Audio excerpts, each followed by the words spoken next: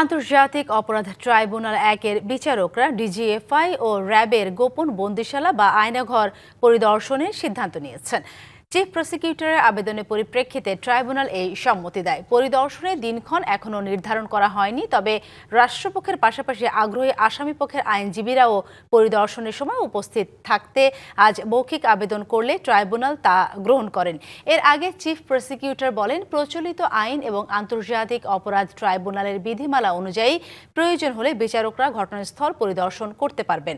আসামিপক্ষের আইনজীবী জানান, আইনের বিধান অনুযায়ী সাক্ষীদের সাক্ষ্যের সত্যতা যাচাই জন্য বিচারকেরা এমন সিদ্ধান্ত নিতে পারেন। এতে উভয় পক্ষের জন্য ন্যায় বিচার প্রতিষ্ঠিত হবে।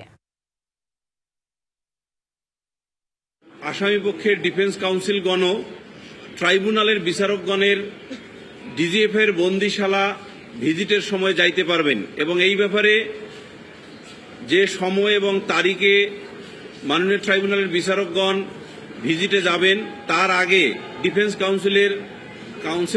কাউন্সিলসকে বা আইনজীবীগণকে যথাযথভাবে নোটিফিকেশন করা হবে। নগদ নিয়ে এলো হার না মানা হার অফার। সর্বনিম্ন 10,000 টাকা রেমিটেন্স নগদে পাঠালে থাকছে স্বর্ণের হার জেতার সুযোগ।